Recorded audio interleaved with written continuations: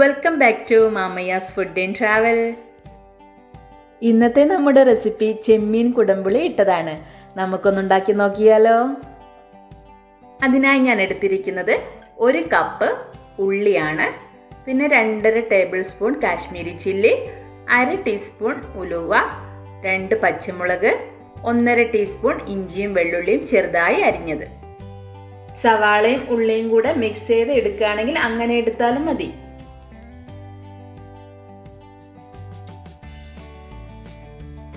പിന്നെ നമുക്ക് ആവശ്യമുള്ളത് 1.5 ടീസ്പൂൺ കുരുമുളക് പൊടിയും 1/2 ടീസ്പൂൺ മഞ്ഞൾപ്പൊടിയുമാണ്.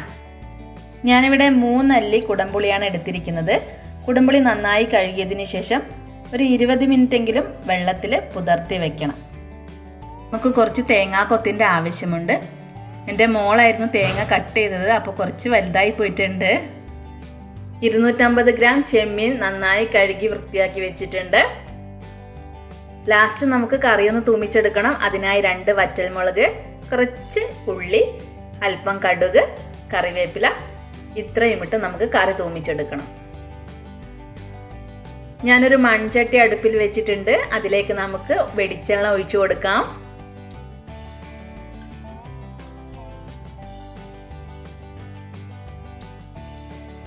വെളിച്ചെണ്ണ നന്നായി ചൂടായി വന്നിട്ടുണ്ട്. അതിലേക്ക് ഉലുവ ഇട്ട് കൊടുക്കാം.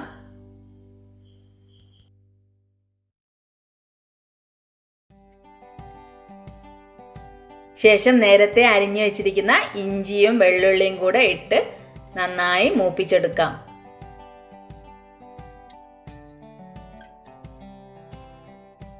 അതിലേക്ക് പച്ചമുളകും ഉള്ളിയും കൂടെ ഇട്ടൊന്ന് വഴറ്റിയെടുക്കാം.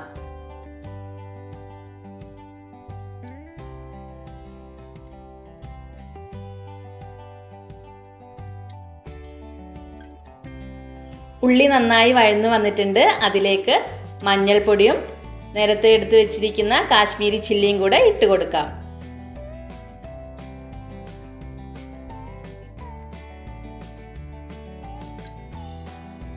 നന്നായിട്ടൊന്ന് മിക്സ് ചെയ്യാം. നല്ല കളറായി വന്നിട്ടുണ്ട്.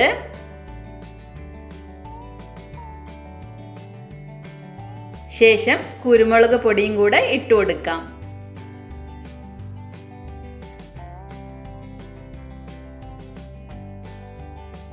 ഇപ്പം തന്നെ നല്ല സ്മെല്ലൊക്കെ വരാൻ തുടങ്ങിയിട്ടുണ്ട്.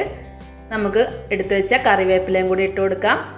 അതുപോലെ പുളിയും വെള്ളവും കൂടെ ഒഴിച്ചു കൊടുക്കാം.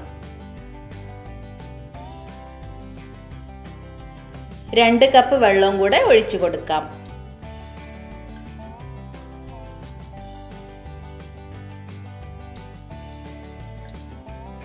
ആവശ്യത്തിനുള്ള ഉപ്പ് ഇട്ട് കൊടുത്തിട്ടുണ്ട്.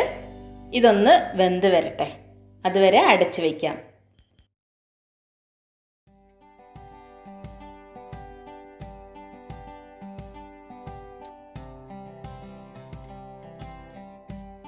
ഞാൻ നേരത്തെ കറി തൂമിക്കുന്ന കാര്യം പറഞ്ഞിരുന്നല്ലോ, അത് ചെയ്തിട്ട് വരാം. ഒരു പാൻ അടുപ്പിൽ വെച്ച് ചൂടായിട്ടുണ്ട്. അതിലേക്ക് നമുക്ക് വെളിച്ചെണ്ണ ഒഴിച്ചു കൊടുക്കാം. ശേഷം നമ്മൾ എടുത്തു വെച്ചിരിക്കുന്ന കടുക് ഇട്ട് കൊടുക്കാം.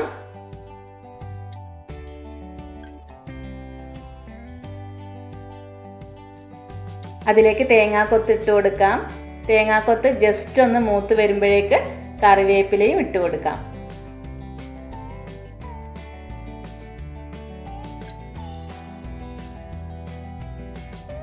പിന്നെ ഉള്ളിയും അതുപോലെ തന്നെ വറ്റൽ മുളകും ഇട്ട് നന്നായി മൂപ്പിച്ചെടുക്കാം.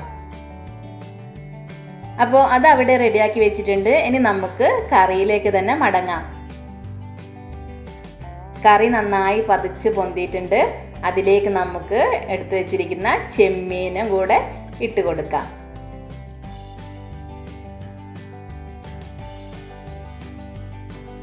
ചെമ്മീന് വേവുന്നത് വരെ ഇത് അടച്ചു വെക്കാം. ഇനിയും ഈ ചാനൽ സബ്സ്ക്രൈബ് ചെയ്തിട്ടില്ലാത്തവർ സബ്സ്ക്രൈബ് ചെയ്തേക്കണേ. ആ കാണുന്ന ബെല്ലൈക്കണം ഓൾ എന്ന ഓപ്ഷനും കൂടെ പ്രസ് ചെയ്തേക്കണേ. അപ്പോൾ നമ്മുടെ കറി സെറ്റായി വന്നിട്ടുണ്ട്. അതിലേക്ക് നമ്മൾ നേരത്തെ തൂമിച്ച് വെച്ചത് ഇട്ട് കൊടുക്കാം. നന്നായി ഒന്ന് മിക്സ് ചെയ്യാം. നമ്മുടെ ടേസ്റ്റി ചെമ്മീൻ കുടംപുളി കറി റെഡിയായി വന്നിട്ടുണ്ട്. നമുക്ക് അല്പസമയം കൂടെ ഇതൊന്ന് അടച്ചു വയ്ക്കാം. ഞങ്ങളിന്ന് പഴങ്കഞ്ഞിയുടെ കൂടെ കഴിക്കാൻ വേണ്ടിയിട്ടാണ് ചെമ്മീൻ കറി ഉണ്ടാക്കിയിരിക്കുന്നത്. എൻ്റെ ഹസ്ബൻഡിനും അതുപോലെ മക്കൾക്കും വളരെ ഇഷ്ടമാണ് ഈ പഴങ്കഞ്ഞി, അതുപോലെ തന്നെ ചെമ്മീൻ കുടംപുളി ഇട്ടതും. പഴങ്കഞ്ഞിയിൽ അല്പം കിഴങ്ങ് കറിയും തേങ്ങാ ചമ്മന്തിയും തൈരും അതുപോലെ ഒരു പപ്പടം ചുട്ടതും കൊണ്ടാട്ടം മുളകും പിന്നെ നമ്മുടെ ഈ ചെമ്മീൻ കുടംപുളി കറിയൊക്കെ ആ കൂടെ ആകുമ്പോൾ വാ സൂപ്പർ ടേസ്റ്റാണ്. ചെമ്മീൻ കുടംപുളി കറി എല്ലാവരും ട്രൈ ചെയ്ത് നോക്കണം, തീർച്ചയായും ഇഷ്ടപ്പെടും. പിന്നെ ഞണ്ട് പൊരിച്ചതും കൂടെ സ്പെഷ്യലായി വെച്ചിട്ടുണ്ടേ. ഞങ്ങൾക്കൊക്കെ വളരെയധികം ഇഷ്ടമാണ് ഞണ്ട്. മക്കൾ രണ്ടുപേരും മത്സരമാണ് പഴങ്കഞ്ഞി കഴിക്കാനായിട്ട്, വളരെ ഇഷ്ടമാണ്. അപ്പോൾ ഈ ചാനൽ സബ്സ്ക്രൈബ് ചെയ്യാത്തവർ ഒന്നുകൂടെ സബ്സ്ക്രൈബ് ചെയ്യുക. കൂടെ കാണുന്ന ബെല്ലൈക്കണും ഓൾ എന്ന ഓപ്ഷനും കൂടെ പ്രസ് ചെയ്യുക. അടുത്ത വീഡിയോയുമായി ഞാൻ വീണ്ടും വരാം. എല്ലാവരും സുഖമായിരിക്കട്ടെ.